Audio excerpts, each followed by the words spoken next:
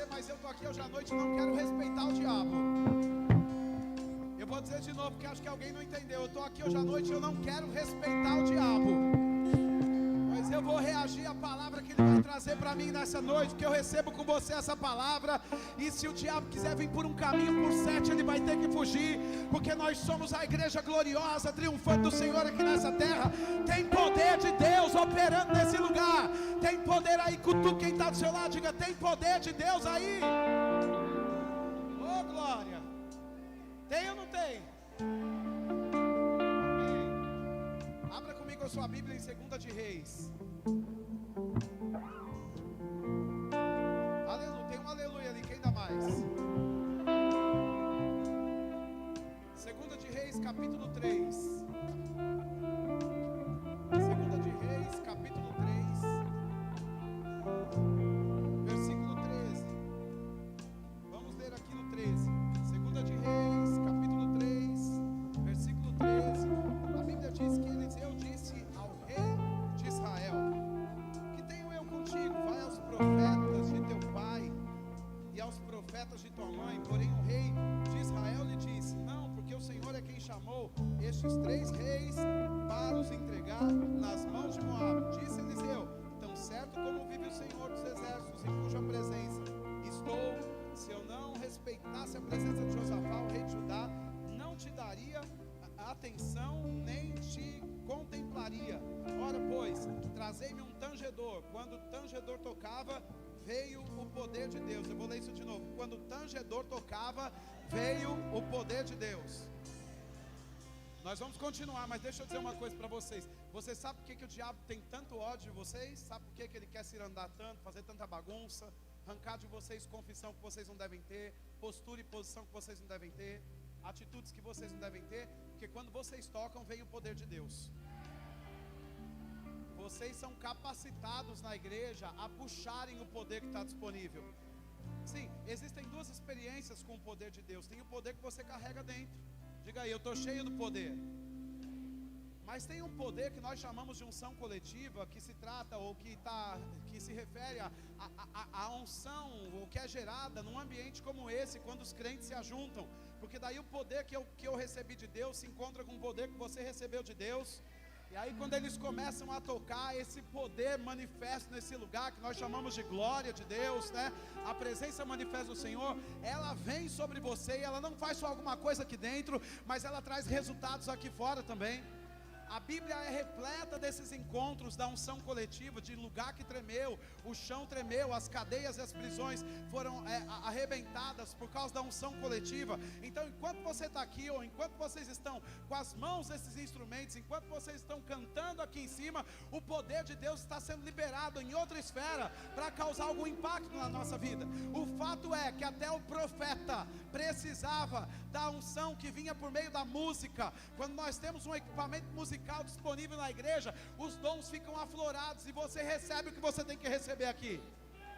Nós não estamos em um lugar de palestra, aqui não é um clube social. Nós precisamos do poder de Deus em operação, porque nós não estamos decorando um sermão aqui, nada contra, temos um esboço, é maravilhoso, eu tenho vários, mas o que eu estou dizendo é que nós, mesmo com o esboço na mão, nós falamos guiados pelo Espírito Santo. Precisamos da resposta da igreja, precisamos da música ungida sendo tocada, para que aquilo que é anunciado da boca do pregador caia na sua vida aí de modo sobrenatural. Não é com a sua cabeça que você vai pegar o que Deus tem nessa noite, é com o seu espírito, é com a sua fé. Se você veio aqui para receber algo, comece a reagir, comece a dar glória a Deus, comece a trazer a glória que você carrega para esse lugar, porque quando os crentes se reúnem, alguma coisa acontece. Oh glória a Deus. Diga aí para quem está ao seu lado: alguma coisa vai acontecer. Diga: você está pronto?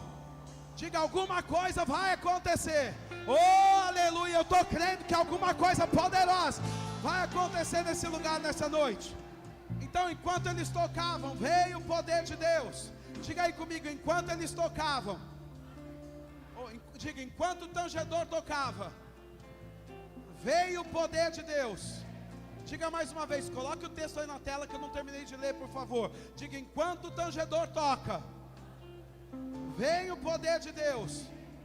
Vocês podem tocar. Sobredere mexe procotoro bocho bradarabas.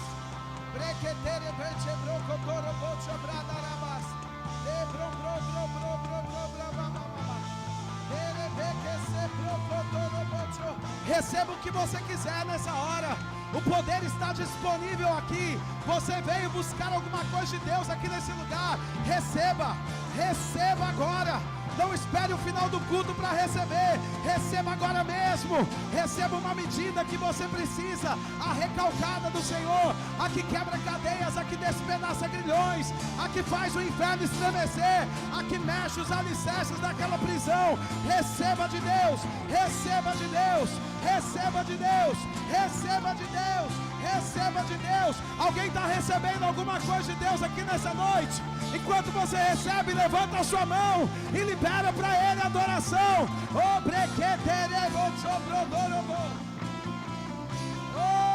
Pai, obrigado. Aleluia. Oh, glória. Pode sentar, deixa eu continuar lendo o texto a partir de onde eu parei. Versículo 16. Quem está aqui, diga aleluia. Quando veio o poder de Deus, Deus começou a falar. Eliseu estava ali. Daqui a pouco eu falo isso para você. Veja o texto. 16. Este disse: assim diz o Senhor, fazei neste vale covas e covas. Versículo 17. Porque assim diz o Senhor: não sentireis vento, nem vereis chuva, todavia esse vale se encherá de tanta água, que bebereis vós e vosso gado e os vossos animais. Isto ainda é pouco aos olhos do Senhor, de maneira que também entregará Moabe nas vossas mãos. Feche os seus olhos, vamos orar. Pai, eu te rendo graças por sua palavra. Eu sei que ela é viva e eficaz, ela não volta vazia, mas antes ela cumpre o propósito para o qual foi designado. Obrigado hoje à noite, Pai, por olhos para ver, ouvidos para ouvir, boca para confessar, coração e mente prontos para provar, experimentar a sua boa, perfeita e agradável vontade. Eu sei porque sei que depois de ouvirmos a sua palavra nessa noite, Senhor, a nossa vida nunca mais será a mesma. Nunca, nunca, nunca. Quem crê, diga aleluia. Amém, vocês podem sentar, acho que eu só vou pedir para os loucos ficar comigo hoje aqui. O que está acontecendo nesse texto? 3 reis, eles estão atrás do profeta, por quê? Porque a Bíblia diz que o rei de Moabe, o povo de Moabe, que era um grande povo, tinha um grande exército, estava se levantando contra Israel. Agora, nessa estação, nesse tempo em Israel, o rei de Israel era Jorão. Quem era Jorão, para te situar? Era o filho de Jezabel, era um dos filhos de Jezabel e também de Acabe. Então, haviam 3 reis que se uniram para ir contra Moabe: Jorão, o rei de Edom e também Josafá. Então, haviam 3 reis ali, eles foram atrás do profeta, porque era um costume de Israel, sempre que ia para uma batalha, eles iam consultar uma palavra profética. Veja que isso era feito desde sempre, né? Então, quando você vê aquela mulher colocada como juíza, chamada Débora, uma profetisa, você sabe que tinha um rei naquele lugar, né? Baraque era o rei, no entanto, Baraque não fazia nada sem antes consultar uma palavra profética da profetisa Débora, daquela mulher levando com uma unção de juíza, e ela dava as instruções.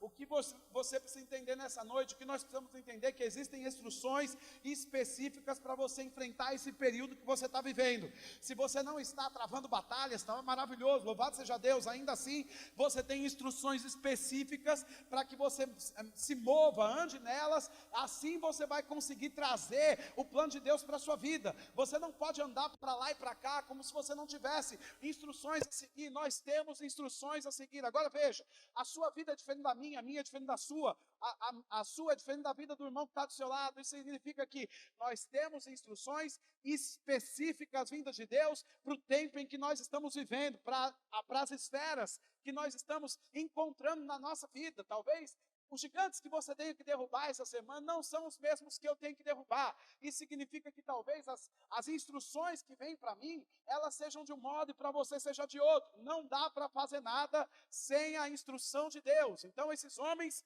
eles se juntam e eles estão procurando o profeta Eliseu. Agora veja, eu quero que você se lembre que Jorão não era daqueles mais queridos em Israel, e na verdade o povo gostava dele. Mas o profeta Eliseu, ele não ia com a cara de Jorão. Por quê? Porque Jorão era filho de Jezabel. Inclusive, ele levantou idolatria em Israel, assim como sua mãe. Ela exercia forte influência sobre aquela nação. Acabe era um pouco frouxo e ele não segurou os princípios de Deus. Então, a cidade, a nação está enfrentando guerras. Por quê? Porque sempre que os princípios são quebrados, batalhas desnecessárias são enfrentadas. A primeira coisa que você tem que saber quando você está enfrentando uma batalha é se julgar. Porque às vezes você está enfrentando uma batalha sem precisar enfrentá-la, porque você deixou de observar alguns princípios que deveria estar observando. E não é só para aquelas pessoas que não conhecem a Deus, ao contrário, irmãos, os princípios revelados de Deus, eles estão disponíveis para quem conhece Deus. Então, Jorão, ele não estava andando como alguém que conhecia Deus, mas a família dele conhecia Deus. Jezabel não era aquela mulher favorável para Israel, mas Acabe sabia quem era Deus. No entanto, ele, para receber o conselho do profeta, ele não foi sozinho, porque o Jorão por si mesmo não tinha crédito com o profeta.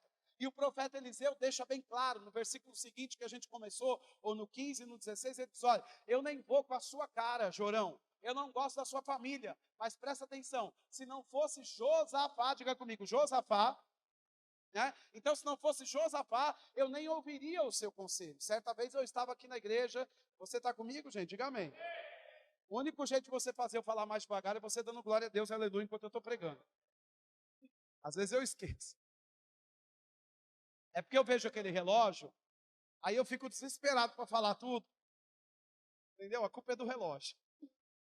Então, eu me lembro que eu estava aqui sentado ouvindo a palavra, o pastor Flávio estava pregando na série Ambiente de Milagres, há um tempo atrás, uma palavra maravilhosa. Ele estava nos mostrando Jesus como, com aquela nota de compaixão. Você sabe que à medida que Jesus tinha compaixão das pessoas, as pessoas eram curadas. Então, a compaixão era o carro-chefe para a manifestação da cura na vida daquelas pessoas que precisavam de cura. Eu estava ali sentado, pensando, meu Deus, o meu nível de compaixão não está alto, né? Está muito baixo. E eu comecei a ficar naquele lugar, buscando o Senhor para que eu tivesse mais compaixão de um caso ou outro. Não estou falando sobre pessoas, mas no contexto geral da nossa vida, né? Às vezes nos falta um pouco de empatia, de compaixão. E de fato, no outro dia eu me levantei, fiquei orando por aquela pauta, por aquela questão, e eu comecei ali a ficar um pouco até deprimido, porque eu dizia, meu Deus do céu, eu acho que eu não vou passar no teste da compaixão. Meu pai, eu preciso liberar cura para as pessoas, né? Mas sabe que naquela manhã eu estava lendo esse texto de 2 Reis, no capítulo 3, na minha devocional, e quando eu abri, eu fiquei tão animado, gente. Sabe por quê? Porque eu vi Eliseu com uma ironia profética. Você está aqui? Ele disse, Jorão, eu nem vou com a sua cara. Eu disse, me enquadro aqui. Porque Eliseu é do time de Jesus. Quem está aqui? Né? Então existem personalidades proféticas diferentes.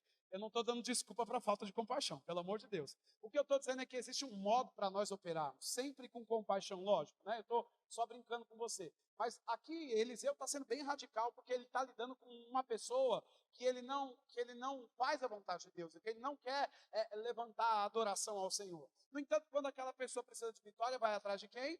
De Deus. Então ele pega Josafá como seu álibi, porque sim, Josafá era um homem aprovado diante dos olhos do profeta, né? Ele cuidava de determinada região de Israel, né? Então as tribos foram divididas, né? Em números diferentes, haviam 10 tribos de um lado, 2 tribos de outro, e tinha um rei em Israel, e Josafá cobria as outras tribos. Agora, é importante que você se lembre o que aconteceu em 2 de Crônicas, no capítulo 20, né? E aquela batalha que Josafá está enfrentando, talvez você nunca ouviu, ou devagar para falar isso para você. Logo depois desse tempo, em outro tempo, Josafá, esse homem de Deus que estava andando com Jorão e com o rei de Edom, nessa ocasião de 2 Reis, capítulo 3, ele enfrenta uma batalha. E em 2 de Crônicas é aquele grande texto em que nós vemos Josafá fazendo aquela linda oração. E ele diz, Senhor, você não nos deu essa terra e agora esses povos, eles vêm contra nós. Quando estávamos passando pela terra deles, você não nos deixou matá-los, mas agora eles se levantam contra a gente. Essa terra não é sua. Você nos deu como herança, não foi isso que você prometeu ao nosso pai Abraão? E ele começa a se lembrar das promessas para se encorajar. Ele começa a fazer uma oração pautada na aliança que Deus tinha estabelecido com Abraão. E aí depois o profético começa a trabalhar e o profeta começa a falar. E ele diz em 2 de Crônicas, capítulo 20, versículo 20, crede nos seus profetas e prosperareis. E o profeta que se levanta diz, olha, passem a noite inteira adorando e pela manhã subam ao monte e vocês vão ver os 3 exércitos que vêm contra vocês agora desbaratados. Agora eu quero que você pense comigo que maldição sem causa não prevalece. Diga aí comigo, maldição sem causa não prevalece. Ok? O que tinha acontecido antes dessa ocasião de 2 Crônicas, capítulo 20, Josafá tinha se unido com um jugo desigual, e sempre que as pessoas fazem associações erradas, elas vão enfrentar batalhas desnecessárias. Quem está aqui? E eu vim nessa noite para tirar você de batalhas. Eu não vou respeitar o diabo, e não vai ter um laço de engano que vai prevalecer na sua vida nesse lugar. Você vai voltar para sua casa com questões da sua vida resolvidas nessa noite pelo Espírito. Agora escute, tem batalhas que são desnecessárias e você está enfrentando porque você está associado com as pessoas erradas, né? Então, Josafá estava aqui associado, mas o profeta Eliseu, vamos voltar para esse texto, o profeta Eliseu, ele está dizendo, olha, eu vou respeitar Josafá, né? Então, já que ele está com vocês, eu vou respeitar. Agora, esses exércitos, eles estão indo contra Moabe, né? Então, Moabe era um exército, tinha uma potência bélica, um exército muito bem preparado, muito bem equipado, né? E o que acontece na hora que Jorão, Josafá e o rei de Edom estão se unindo para ir contra os moabitas? Acontece que falta água, deixa de chover, e sempre que falta água é crise. Naquele tempo, a água era mais preciosa do que dinheiro. Então, se faltasse água, certamente a terra estava com crise. Agora, são milhares de soldados na batalha, muitos dias no campo, no deserto, indo de um lugar para o outro. No tempo de transição, faltar água não era uma coisa boa. Eles não estavam na terra deles, eles estavam indo para uma nova terra, e essa noite é uma noite profética. Eu percebo do Senhor essa nota, e quero dizer a você que o Senhor falou comigo enquanto eu orava por esse culto, que daqui para o final do ano, toda a primeira quinta-feira do ano, nós vamos ter uma quinta profética aqui na igreja, para nortear o seu mês. E eu estou só colocando essa palavra como fundamento, mas eu vou profetizar para a sua vida o que vai acontecer nesse mês com você. Você pega pela fé antes de saber? Diga aí, Deus tem um plano para mim, para esse mês de julho, e Ele não vai falhar. Diga, céus e terra passarão, mas a palavra não passa. Diga, o que Deus falou, vai se cumprir, e vai se manifestar. Amém? Eu não vou respeitar o diabo nessa noite, e você? Então nós estamos entrando em um tempo de transição, ou estamos transicionando do primeiro semestre para o segundo semestre. É uma terra nova, diga comigo, é uma terra nova. Não é sobre uma cidade geográfica no sentido literal, mas quando você sai de um mês que você acabou agora, e você vai viver um novo mês, existe uma unção te guardando para esse novo mês. Foi Deus quem estabeleceu épocas, tempos e estações. Inclusive, não sei se você sabe, mas as tribos de Israel eram 12. Por quê? Porque elas modelavam os tempos e as épocas. Quando Deus decidiu desenhar os tempos e as épocas e as estações e levantar aquelas tribos, não é só porque Ele decidiu sem propósito nenhum colocar 12 tribos na terra. 12 tribos guardariam 12 meses do ano, e cada tribo ela tinha um potencial para trabalhar de modo intencional em uma estação do ano. Em Israel, por exemplo, nesse mês de julho, há uma graça disponível, ou na verdade os judeus, né, eles praticam isso. É um tempo em que eles voltam para o pai, para os pais naturais, e eles ouvem conselhos dos pais naturais para fazerem decisões na sua vida. O que significa para nós isso na nova aliança? Que esse é um tempo que você precisa, mais do que qualquer outro tempo, considerar os conselhos que vêm de Deus para você. Deus tem ideias, instruções específicas para a sua vida, para que você seja liberado para a sua próxima fase. O mês de julho está começando, e ele não vai ser do jeito que o diabo quer, vai ser do jeito que Deus quer que aconteça na sua vida. Diga, na minha vida vai acontecer o que Deus determinou. Então, no mês de julho em Israel, é aquele mês em que Israel decidiu ouvir os conselhos dos espias que voltaram da terra prometida, não aqueles 10 incrédulos, mas aqueles 2 que voltaram, né? Então, os 10 falaram, mas depois os 2 falaram, e o mês de julho é sobre as boas instruções daqueles 2 que vieram. Esse mês, acima das circunstâncias naturais, você vai ter que colocar os olhos na promessa de Deus, e não naquilo que o diabo está falando ao seu respeito. À medida que você coloca os olhos na palavra, na promessa, na instrução que Deus trouxe a você, você vai conseguir avançar para o plano que Deus tem para a sua vida. Era impossível entrar na terra de Canaã, mas sabe de uma coisa? Quando você coloca os olhos na palavra de Deus, até o impossível se torna possível na sua vida. Aleluia. Deus é bom. Então eles estão transicionando, o que tem diante deles? Uma batalha, e se você não se agarrar às promessas de Deus, você não sai de batalhas, é como areia movediça. Agora, o que eles precisavam? De uma saída, e o que o profeta fala? Olha, depois que o poder de Deus veio, então o tangedor tocou, o poder de Deus veio, então ele disse, faça covas e covas. E o que são covas e covas? Talvez para eles naquele tempo, né, de fato a palavra não era, a palavra era literal, eles precisavam pegar uma enxada, e eles precisavam trabalhar na terra, abrindo covas na terra. Agora, o que significa para nós, aplicando na nossa vida isso hoje? Você abrir cova, é você, pela vida de oração, abrir um lugar para que o seu milagre se manifeste na sua vida. Quem está aqui, olhe para mim e diga aleluia. Como é que você, como a enxada era para aqueles homens naquele deserto, cavando covas e mais covas, a oração é para a sua vida em julho. Quando você ficar nessa posição de oração, é como se você estivesse abrindo um lugar mais profundo, para que essa vala, para que essa cova aberta fosse cheia do milagre que você precisa. À medida que você orar no mês de julho, fique pronto, porque de repente você vai ver as manifestações daquilo que Deus disse ao seu respeito. A propósito, eu quero falar, a mensagem dessa noite se chama De Repente. Diga aí, de repente.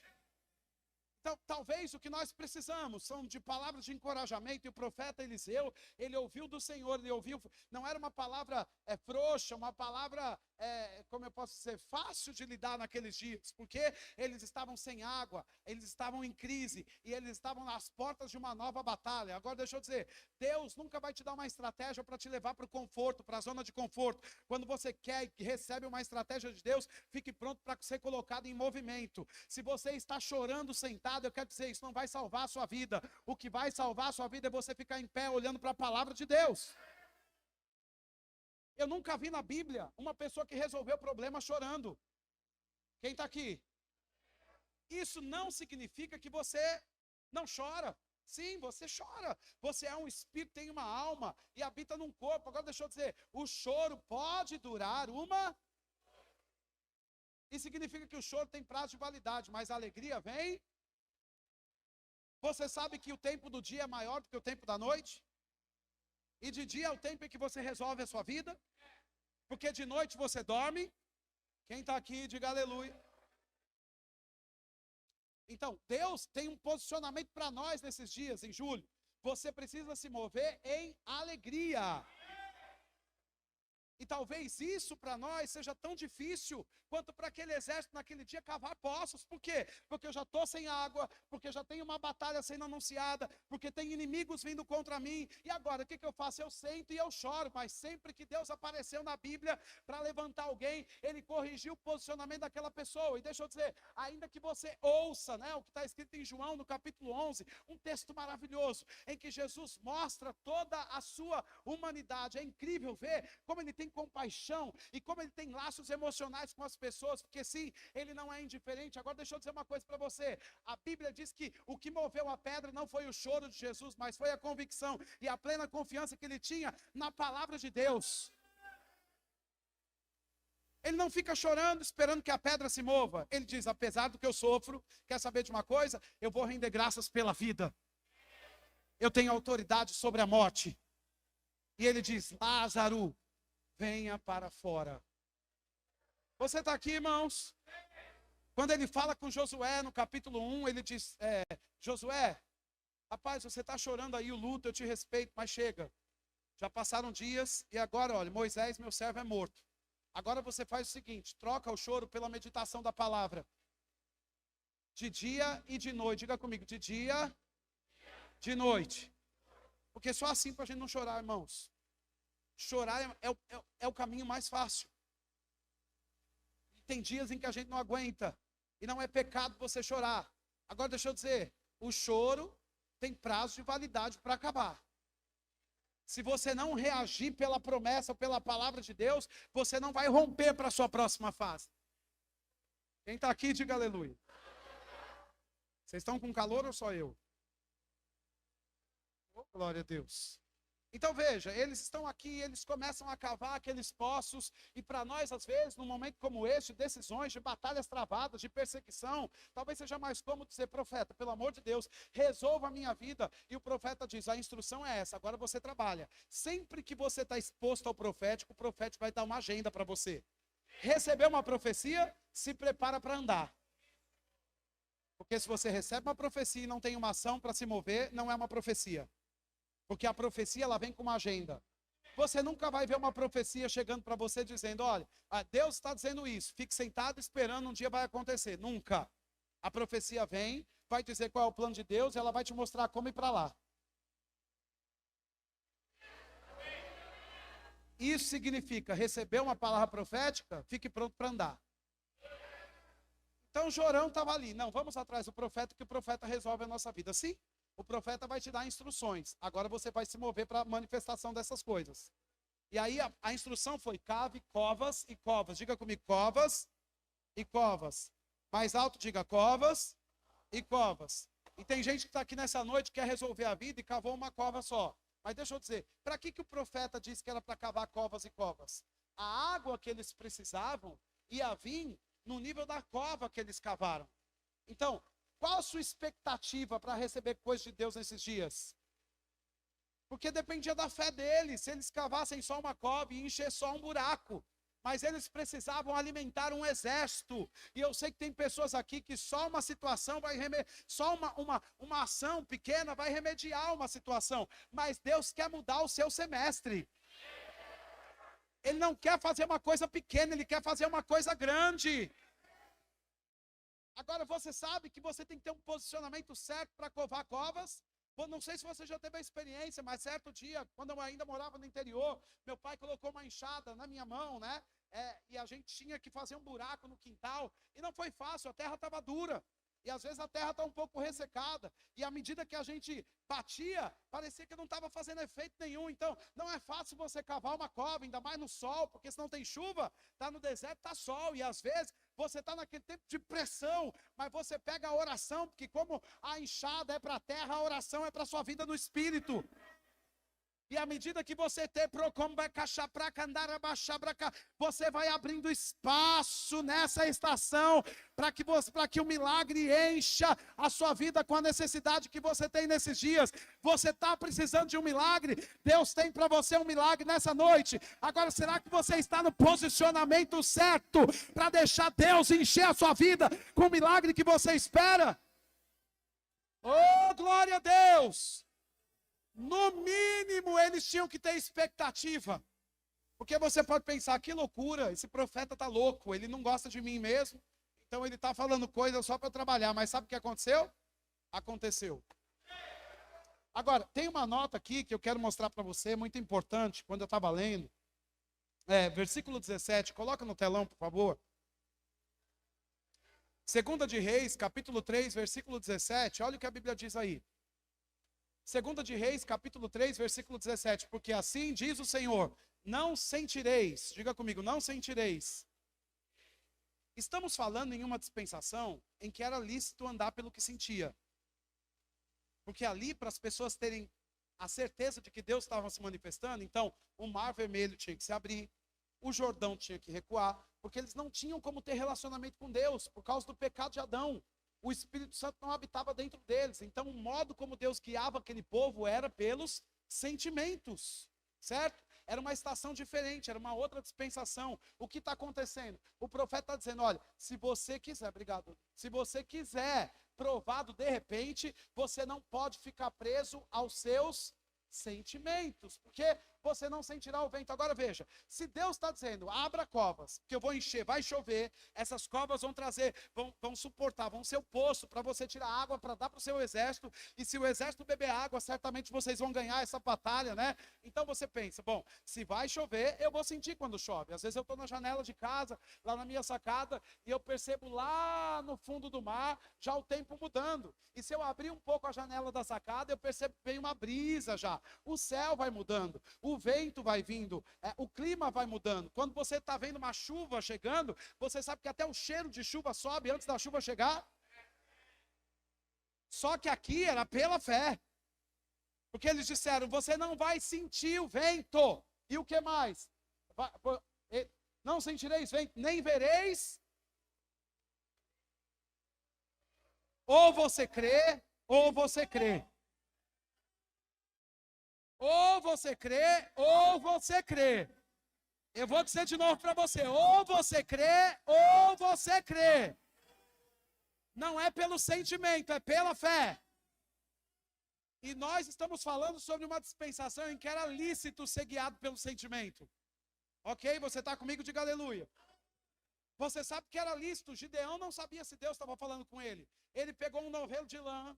Ele fez um voto com o Senhor. E ele disse, se acontecer isso aqui, então Deus está falando comigo. Se não acontecer, Deus não está falando. Naquele tempo isso era lícito. Hoje em dia, um crente da nova aliança fazer voto com Deus e só andar se acontecer alguma coisa natural aqui na terra, isso é incredulidade, porque você não vai ser guiado pelo novelo de lã, pela coluna de fogo, pela nuvem de glória, você vai ser guiado pelo seu testemunho interior.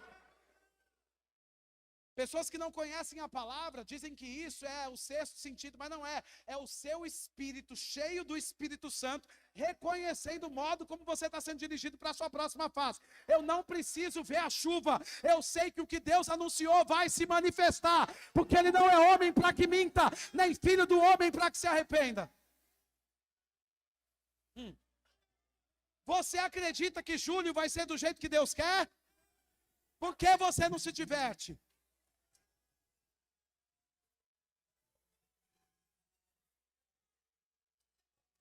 Ô, glória! Você pode pensar no sol, eu vou sentar e dormir um pouco. Quando Deus quiser, Ele faz. Essa história de quando Deus quiser, Ele faz, não é para você mais. Porque Deus já anunciou o que Ele quer e agora você se levanta para responder em fé, segundo aquilo que foi proposto a você. Se você está crendo que julho é um mês de tirar a conta do negativo, você vai fazer planejamento financeiro, vai pagar as suas dívidas e você vai render graças a Deus. Você pode pensar, Senhor, pastor, mas eu só tenho 5 pães e 2 peixinhos. Não tem nada pequeno que quando você rende graças, não vira grande. Se você for fiel no pouco, Deus vai te colocar no muito. Eu não vou ficar triste com pouco dinheiro, não vou ficar triste com poucas evidências naturais, eu não vou ficar triste com tribulação e com circunstância. Eu sei, porque sei que o que Deus falou vai se manifestar e vai acontecer e não vai demorar. Eu chamo pela fé agora, eu chamo pela fé agora.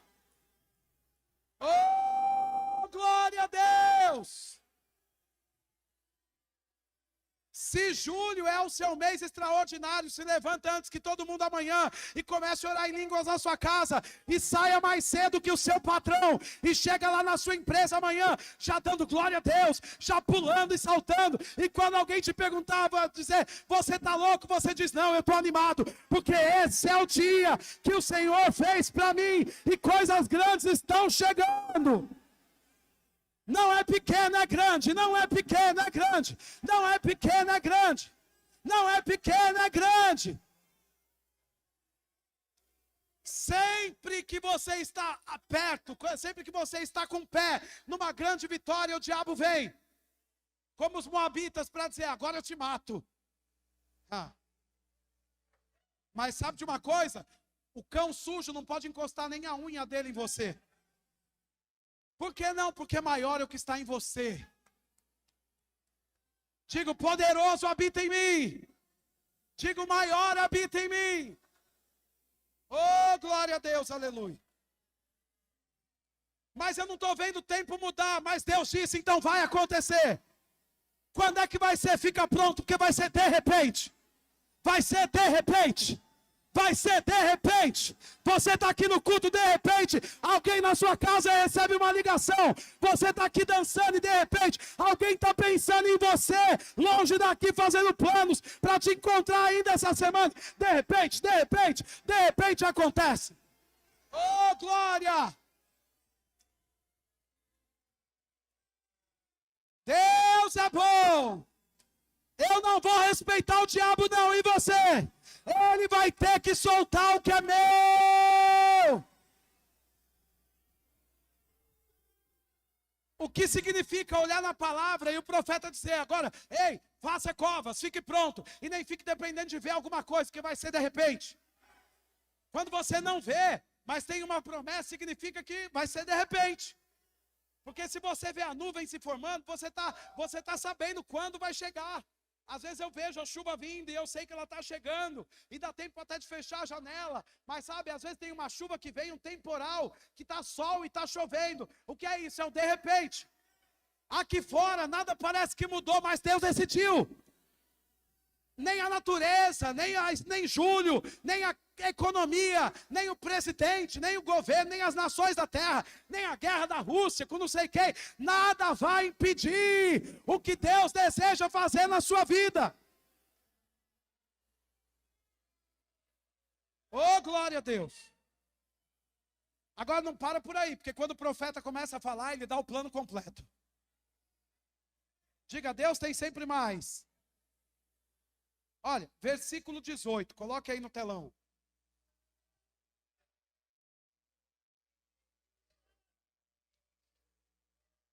Versículo 18. Olha, isto ainda, todo mundo, isto ainda. Gente, presta atenção. Se Deus aparecesse para mim agora e dissesse, olha, isso aqui você vai resolver assim, para mim já está bom. Já resolvi o problema. Mas quando o profético entra, ele vai fazer muito mais do que você espera. Você está em julho esperando que ele resolva só uma coisa para você, ele vai resolver tudo para você.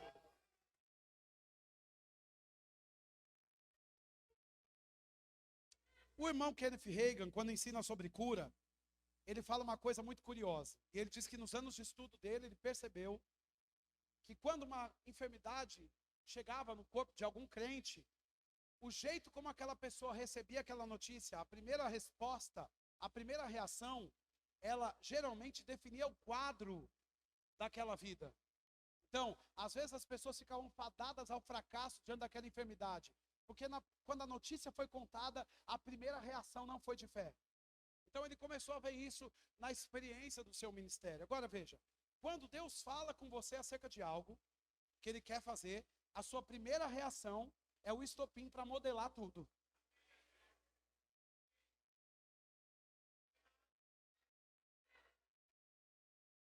E isso, alguém entendeu? Alguém já está entendendo aqui nessa noite?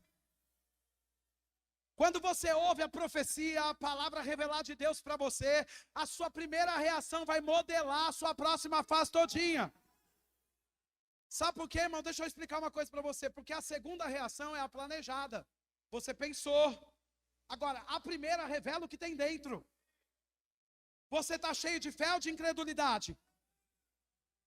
Está tudo certo se você não conseguiu ainda celebrar o que Deus disse a seu respeito. Mas eu estou te anunciando que é tempo de você colocar a palavra para dentro.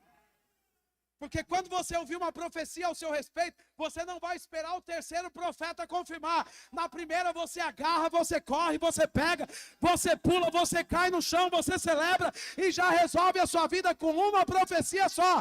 Eu não quero demorar para pegar, eu quero agarrar o que tem ao meu respeito na primeira vez. Falou, eu pego, liberou, é meu, eu agarro o que é meu, não deixo para depois, eu pego agora.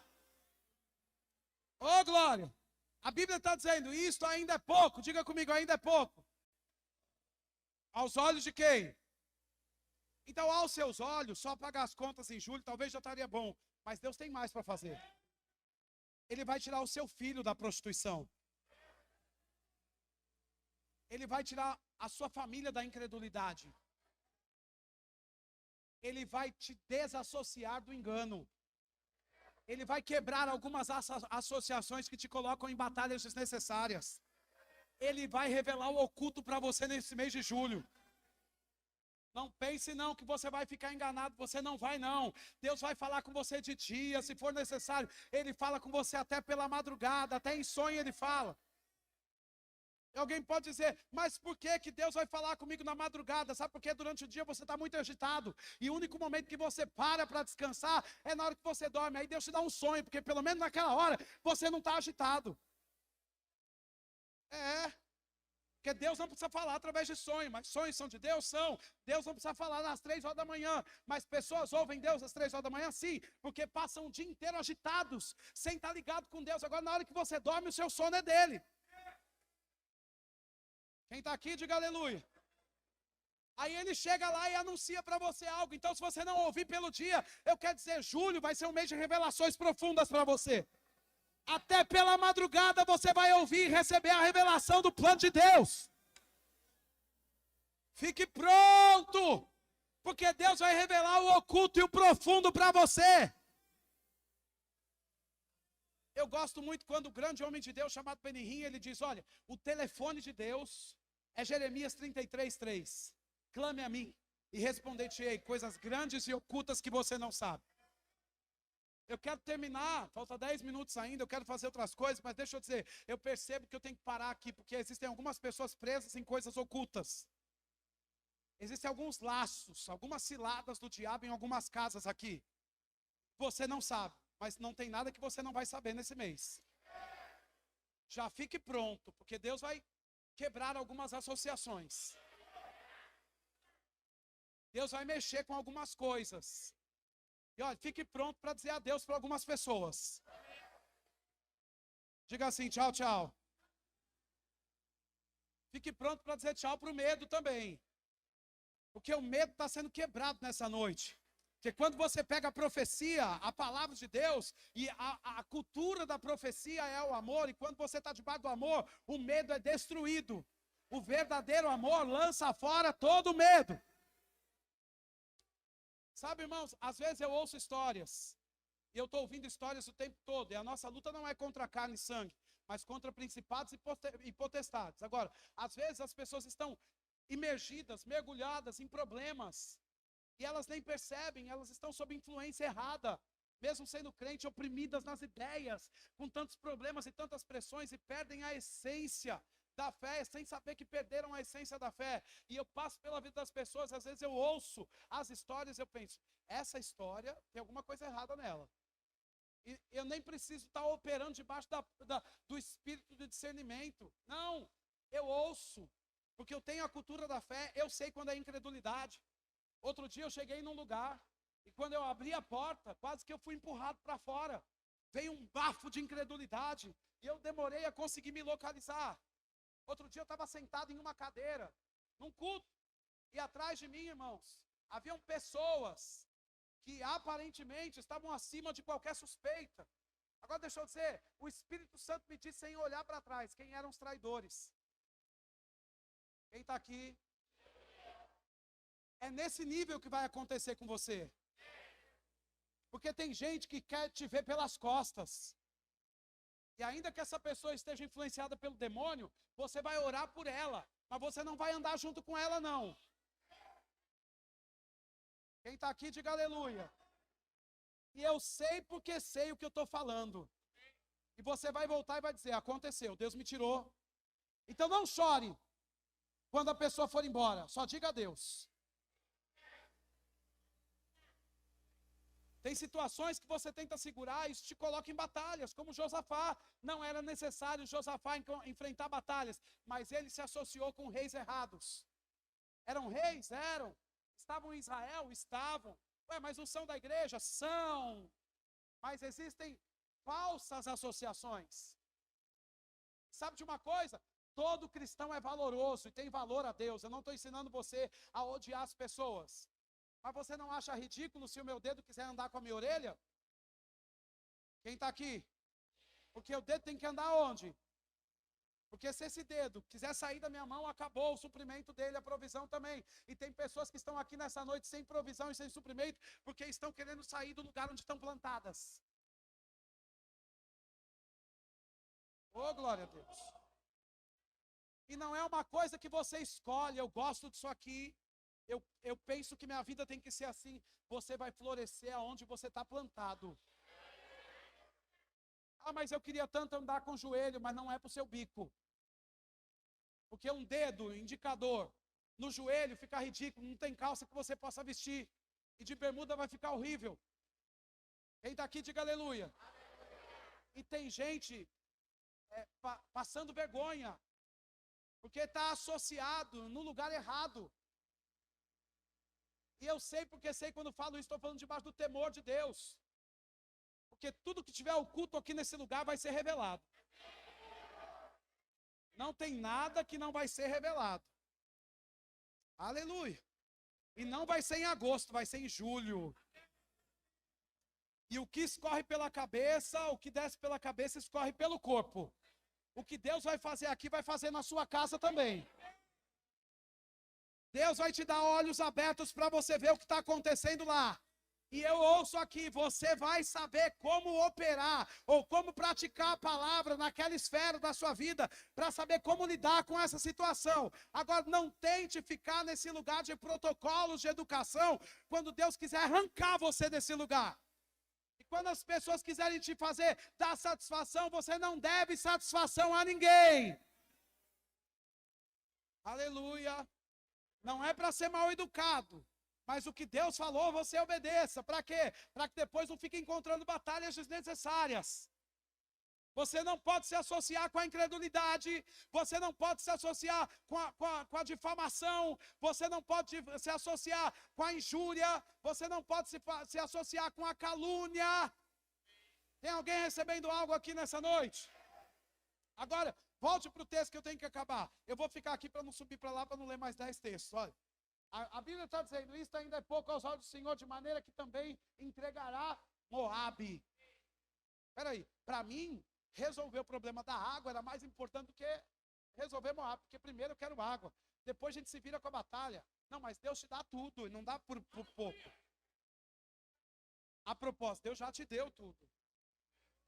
Agora, o que significa entregar Moabe nas mãos desses reis? Eu não sei se você se lembra, mas a Bíblia fala em Números, no capítulo 22, quando quando os hebreus saíram do Egito e eles passaram pelo Mar Vermelho, eles estavam cruzando um caminho para a Terra Prometida. Agora, o caminho de 14 dias levou quase 40 anos e não tinha necessidade, eles foram buscando rotas para fugir de outras batalhas. Agora, a Bíblia diz que eles passaram por algumas regiões em que não foram bem recebidos. E uma das regiões em que Israel não foi bem recebido foi na terra de Moabe. E quem era Moabe? Deixa eu dizer uma coisa para você. A Bíblia fala em Gênesis, no capítulo 19, que as duas filhas de Ló se deitaram com Ló depois que Deus destruiu, ou que Sodoma e Gomorra foi destruída. As duas filhas de Ló se deitaram com ele porque elas pensaram, agora não tem mais homem aqui na nossa terra, e o nosso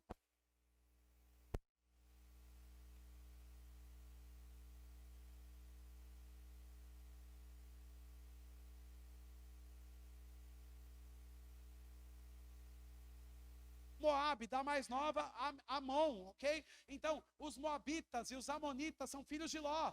Eles não eram para ser parentes dos hebreus? Quem está aqui, diga aleluia. Porque Ló não era sobrinho de Abraão?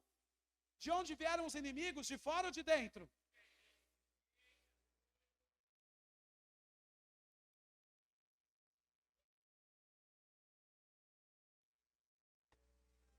Agora veja.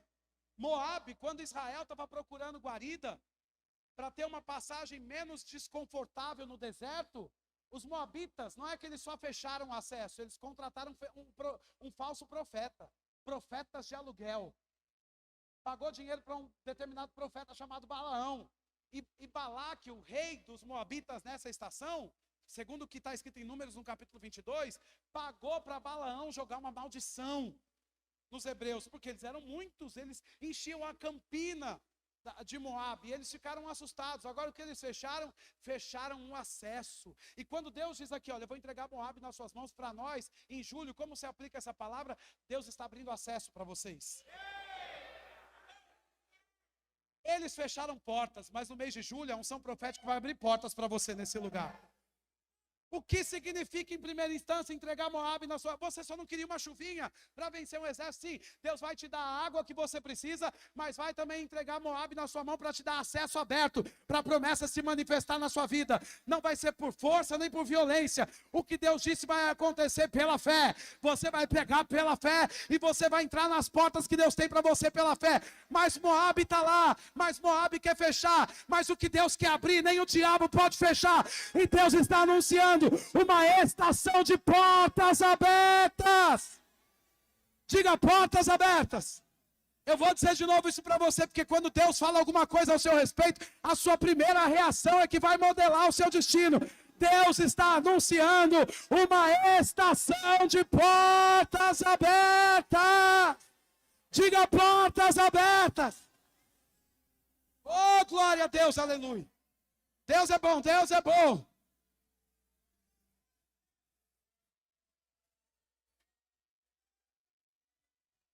Eu não sei se você gosta de estudar a Antiga Aliança, mas eu gosto muito de estudar a Antiga Aliança. E para mim, eu não fico contente só de ler um texto, eu preciso ir atrás da história disso. Porque estudando, eu soube que Moabe, os moabitas, eles, antes dos hebreus terem sucesso, eles já tinham uma capital muito bem sucedida. Eles já tinham a vida financeira, eles produziam muitas coisas, eram fortes em agropecuária. Eles tinham criação de gados, eles tinham criação de ovelhas, eles também trabalhavam com muitas sementes, muitas espécies de sementes, de todas as espécies. Então, entregar Moabe nas suas mãos, não é só te dar portas abertas, mas é devolver para a sua mão a semente que você precisa. Porque eles trabalhavam, eles tinham monopólio de muitas sementes naqueles dias. E a terra era muito próspera, porque o que eles plantavam, a especiaria que eles plantavam, dava certo, eles tinham muitas sementes. Agora a Bíblia diz que Deus dá semente ao que semeia e pão para alimento. O pão não vem sem a semente, você não devia estar orando pelo pão, você devia estar orando pela semente. Mas as sementes que não chegaram na sua mão até o mês de junho, para que você viva o plano de Deus, elas estão liberadas para chegar na sua mão. E quando a semente chegar, você não enterra essa semente, você não come essa semente, você solta essa semente, porque semente é para semear e pão é para comer. Eu quero dizer que julho é um mês em que sementes vão te encontrar. E se você tem semente, fique pronto para uma colheita extraordinária. Oh, glória a Deus. Agora escute, a história dos moabitas também diz para a gente que eles eram fortes na agropecuária e eles tinham uma habilidade para lidar com ovelhas. Agora você não acha que ovelhas é próprio de Israel? Sempre que nós lemos a história dos hebreus, nós vemos que uma cultura forte dos hebreus é serem pastores e cuidar de ovelhas. Você sabe que o grande rei Davi era um pastor de ovelhas? Agora o diabo é especialista em pegar o que é seu e levar para o campo dele. Mas entregar Moabe nas suas mãos, sabe o que é? É você receber de volta a sua condição de pureza. Porque a ovelha fala sobre dependência. E às vezes, como igreja, ficamos independentes de Deus. Sabe do que a ovelha fala? Porque a Bíblia diz em Isaías, no capítulo 53, que o próprio Jesus, ele se deu e ele foi para a cruz como uma ovelha muda. O que é isso? Humildade. Um homem com tanto poder, um homem com tanta graça operando no ministério dele, ele simplesmente podia fazer alguma coisa, mas ele decidiu viver o plano de Deus com humildade. E às vezes você está cheio de si, e isso impede você de entrar no plano que Deus tem para a sua vida. E as portas abertas que estão sendo anunciadas, e as sementes que vão voltar para você que estão sendo anunciadas, não vão funcionar se você não voltar a operar na medida que Deus tem para você. E a medida de Deus para a igreja é pureza e humildade. Porque a ovelha fala sobre, acima de tudo, pureza e humildade. Diga comigo, pureza e humildade. Então, não pense que sem humildade, sem dependência de Deus, você vai conseguir entrar nas portas que Deus tem para você. Deus, no mês de julho, está levantando uma igreja santa. E não é que Ele só quer fazer isso agora, Ele sempre quis, mas há uma graça e um anúncio e também uma denúncia nessa igreja a respeito de imoralidade. Então, entregar Moabe nas suas mãos, sabe o que é? É quebrar a imoralidade. Porque o ato das filhas de Ló são imoralidade. Você entra num lugar e vai no outro, você vê a terra cheia de imoralidade. Mas Deus está levantando uma igreja santa e pura. E fique pronto para ver pessoas. Eu não estou falando a nível de uma igreja. Mas não se assuste quando você vê no âmbito global grandes pessoas caindo. Porque à medida que se aproxima o dia em que Jesus vai cumprir a sua palavra acerca da sua volta, você vai ver grandes escândalos na terra. O amor de muitos está se esfriando.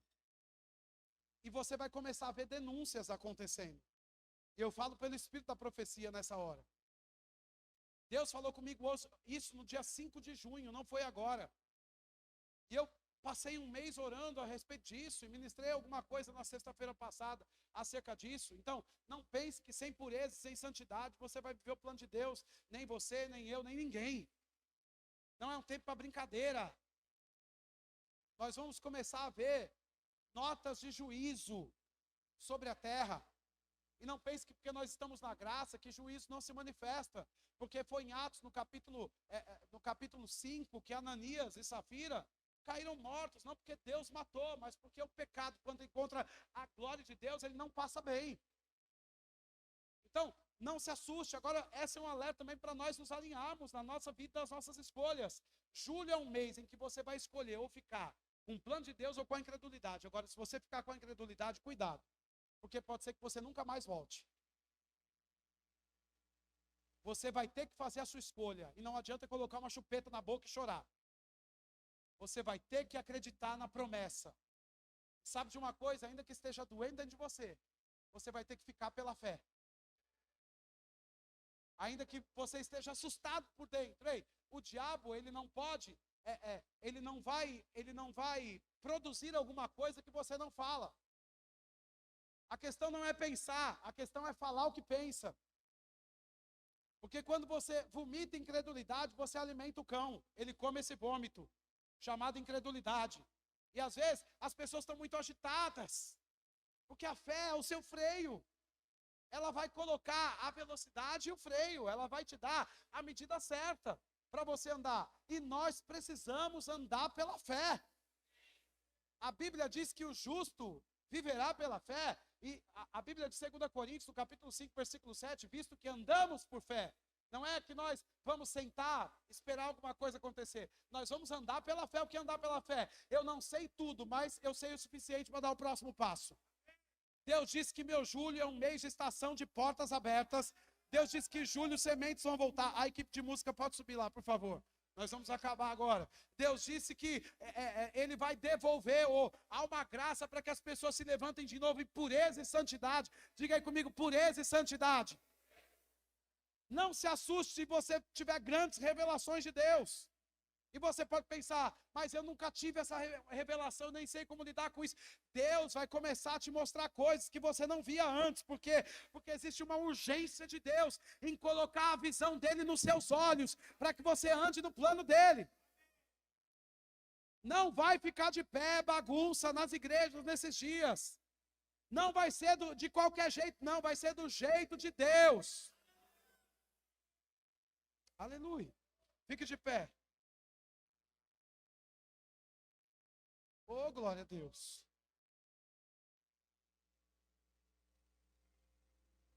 Aleluia. Essa música mesmo que ele estava cantando, o fogo não me queima. Podemos cantar ela. Levante as suas mãos. Você não vai voltar para casa com a vida não resolvida. Eu não vou respeitar o diabo. Diga assim, medo. Tchau. Diga dor. Tchau. Diga sofrimento. Tchau.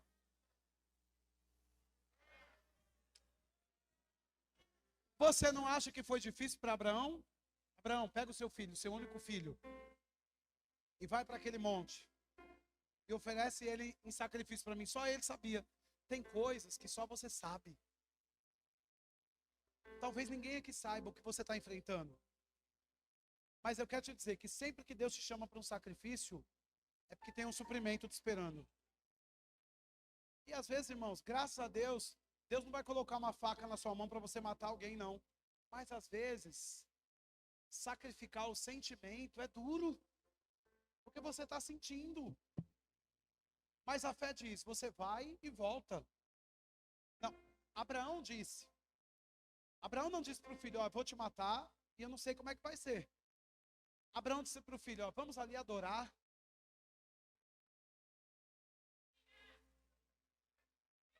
Se você vive uma vida nos sentimentos, não tem adoração.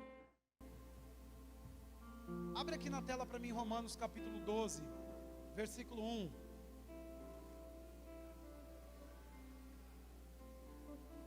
Romanos capítulo 12, versículo 1. Abre aqui para mim, por favor. Rogo-vos, pois, irmãos, você sabe que quando alguém está rogando, rogo-vos, pois, é uma atitude de urgência. Não é um pedido qualquer, olha, por favor, não. Ele está colocando uma nota de urgência sobre o que está falando. é quase que um clamor, é um protesto, é uma coisa exagerada. Não é que Paulo está dizendo assim, gente, por favor. Não, ele está dizendo, prestem atenção. É uma coisa radical. Rogo-vos, pois, irmãos, pelas misericórdias de Deus, que apresenteis o vosso, como o quê? Mais o quê? De novo, como sacrifício vivo. Porque eles não passaram, você não. Peraí, pode pôr o restante aí para eles verem. Sacrifício vivo, santo e agradável. Olha lá, sacrifício vivo. Mais uma vez, sacrifício vivo. Por que Abraão não matou o menino primeiro, depois levou lá para imolar? Porque o sacrifício tem que ser vivo. Eu não estou dizendo que é fácil você sentir algo e ir contra aquilo. É fácil? Não, não é para mim, não é para você, não é para nenhum de nós. Mas a fé é o seu calmante. Porque pela fé você entra numa estação como essa, plenamente convicto que o que Deus disse vai acontecer. Então Paulo está dizendo, pelo amor de Deus, apresente o seu corpo como sacrifício vivo, santo, agradável a Deus. Por quê? Porque esse é, por favor gente, esse é o vosso, o culto. Não é o que nós estamos fazendo aqui agora, aqui é um serviço. Nós estamos fazendo um serviço de adoração ao Senhor. E Ele está falando porque nós estamos servindo. Você sabe quando vai para a sua empresa, você chega lá, tem um manual de coisas para você fazer. Você tem um chefe, um gerente, e eles vão te dar uma lista de instruções, porque você está servindo, ok? Então, você está servindo em adoração, e depois do seu serviço de adoração, Deus vem com as instruções para você trabalhar. Porque a Bíblia diz, a minha e a sua, que no sexto dia, no sétimo dia, Ele, quem é que trabalha agora? O patrão está onde? Sentado no trono? Ele nem vai se levantar hoje à noite. Ele vai te dar a palavra dele revelada, para levantar você da incredulidade e falar, anda pela fé. Porque à medida que você dá passos, você caminha para a sua vitória. Isso é culto. O que é o culto? Ficar sentado ouvindo a palavra? Não. Isso é receber a instrução depois do serviço de adoração. O que é culto? É você sentir desejo de parar e dizer, Senhor, eu quebro esse sentimento pela fé. E ainda que esteja doendo aqui dentro, que eu tenha vontade de gritar, para ver se alguém me escuta e vê que eu estou passando mal. Quer saber de uma coisa? Eu vou me colocar nesse lugar de sacrifício. Viver pela alma é viver morto. Quem é que vive pela alma? Quem não nasceu de novo. Porque uma vez que você nasceu de novo, agora você vive pelo Espírito. Quem é que vive pela alma? O mundo. O mundo não nasceu de novo. Então, por que o seu sacrifício tem que ser vivo? Você numa vida espiritual, agora você é guiado pelo Espírito e sacrifica mesmo. As emoções, o seu corpo, o que você está sentindo. Para quê? Para que o seu culto seja racional. O que é o seu culto? Não é vir na igreja quinta-feira à noite, só o seu serviço. Você pode faltar no emprego amanhã? Você pode faltar no culto? Aqui é o seu serviço. Você é crente? Levanta a mão quem é crente. Aqui é seu serviço. Você serve a Deus vindo na igreja. Ainda que você não esteja numa equipe da igreja, você está servindo, adorando a Deus. Agora, o que é o culto? É você sentir vontade de parar e continuar pela fé. É você sentir vontade de ficar desesperado e continuar pela fé. Davi estava desesperado, ele diz, bendiga, Senhor, a minha alma. Ele estava mandando a alma bendizer o Senhor. Não é a alma que vai dizer o que você vai fazer, é você quem vai dizer para ela. Você vai fazer o que Deus quer que você faça. Aí o apóstolo Paulo diz, esse é o vosso culto racional. Veja, Deus recebe o seu sacrifício. O que é sacrifício? Você imolar os seus sentimentos. Aí a Bíblia diz aqui, versículo seguinte, e não vos conformeis com este. A palavra século aqui está falando sobre um ainon, é uma estação, é nessa esfera da terra. As pessoas aqui nesse século, a doença do século é depressão. Você sabe que não é AIDS mais? Porque no tempo em que eu era adolescente, eu me lembro, acho que nos anos 2000, 1997, né? No tempo do Cazuza. Minha mãe era do mundo, meu pai também, eles ouviam em casa. Eu me lembro daquelas cenas e daquelas histórias. Uma febre de AIDS pela terra. O diabo trabalha em épocas e estações querendo roubar, de modo matar e destruir de modo diferente, né? Então naquele tempo foi aquilo. Agora a chuva hoje é de bipolaridade, é de doenças da mente, depressivas. E eu fui ungido, eu recebi uma unção específica. Um dia eu ensino isso para vocês, unções especiais para quebrar doenças mentais. E é isso que eu estou fazendo aqui nessa noite, com a palavra profética. Um dia eu mostro isso para você. Agora veja, a igreja nos dias de hoje está se preparando, sabe para fazer o que, irmãos? Para lidar com o autismo. E de fato existem muitas pessoas com esse relatório, mas a igreja precisa crer para curar o autismo. Será que nós estamos ensinando as pessoas a crer para curar o autismo? Não, mas o médico diz que é uma doença irreversível. E lepra? E cegueira? E o paralítico? Ou a gente crê, ou a gente não crê. Não, porque agora todo mundo tem intolerância à lactose. É? Não, mas isso é genético. É? E a lepra? Pedaço de pele caindo para todo lado.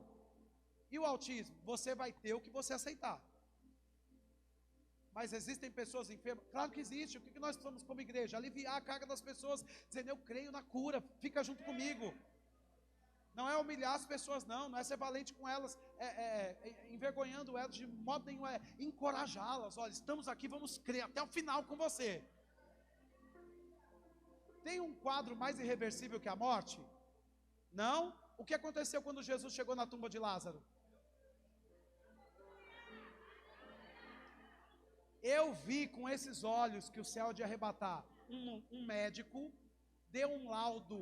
Eu estava lá nesse culto. A mãe foi lá, o médico deu um laudo de uma criança curada de autismo. Eu nunca vi um médico dar um laudo, nunca ouvi falar sobre isso.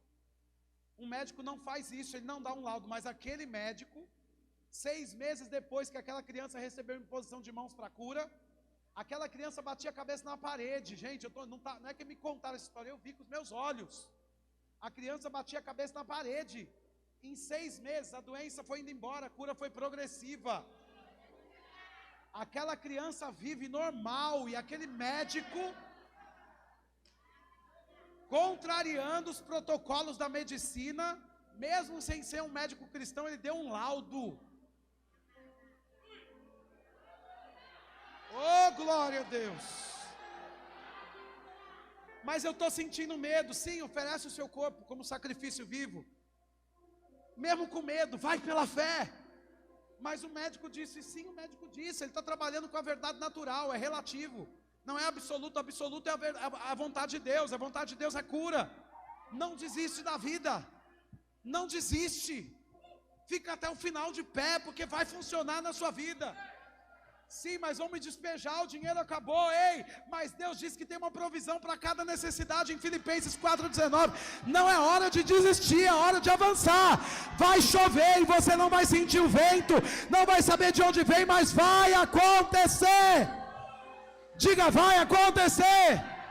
Diga, de repente a porta vai se abrir, a semente vai chegar, a santidade vai se levantar. A Bíblia diz: não vos conformeis com este século, mas transformai-vos da vossa mente. São emoções. Tudo que você sente é transformado pela palavra que você recebe. Se você ainda está vivendo pelo que sente, significa que tem pouca palavra. Faz o quê? Coloca a palavra. Coloca. Até quando? Até parar de viver pelo... Não vai parar de sentir, mas vai parar de viver pelo que sente. Eu sinto raiva, eu sinto vontade, eu sinto medo. Eu tenho grandes desafios, eu não sou melhor que ninguém aqui não. Nós passamos pelos mesmos desafios, mas eu tenho uma escolha a fazer. Ou eu paro e faço birra e digo: Deus, eu não pedi para ser pastor. Ou eu avanço pela fé, mesmo sem saber como vai ser. Eu estou plenamente convicto que o que Deus anunciou vai acontecer. Eu não sei se vem pela esquerda ou pela direita. É como o vento sopra, eu não sei para onde vem, para onde vai. Mas quando ele sopra, vai acontecer. Oh, glória a Deus. Essa é a palavra da fé que pregamos. E o que sai da fé é a incredulidade. Ou você crê pela fé, ou você abre concessão para esse século. A Bíblia diz: transformai-vos pela renovação da vossa mente. Deus é bom e paga bem. Quando você segue as instruções do patrão, você é promovido. Aí veja o texto que está dizendo, versículo 3. Para que todo mundo vai experimentar isso? Não. Só quem fizer um culto racional. O que é? Eu deixo a alma de lado e eu vou pela fé. Aí Deus paga a sua fé. Você vai experimentar qual é a boa, agradável e perfeita. A vontade de Deus para Jorão, Josafá e o rei de Edom era que eles morressem? Para aqueles homens. Josafá estava ok, mas o rei de Edom, que nem tinha aliança com Deus, e aquele rei Jorão, eles não mereciam nada disso não. No tempo da lei, quem não merecia recebeu, quanto mais na graça. Deus está dizendo que tem um pagamento vindo para você. Tem uma porta que Ele vai abrir para você nesses dias. Estamos vivendo tempos de grandes oportunidades. Eu não sei se você é daqui dessa igreja. Nós temos no nosso aplicativo a palavra profética desse ano, que é o ano da autoridade. Eu não sei quanto a você, mas eu olho para aquela palavra e olho para a minha vida, tudo está acontecendo. Se não aconteceu ainda, pega pela fé. É um tempo de grandes oportunidades, grandes coisas vão acontecer, você vai ter o discernimento aflorado. Leia a palavra profética para a nossa comunidade e chame pela fé aquilo, porque vai acontecer. Haja o que houver, venha para cá para eu acabar, venha o que vier, Deus vai fazer de novo. Deus vai fazer de novo.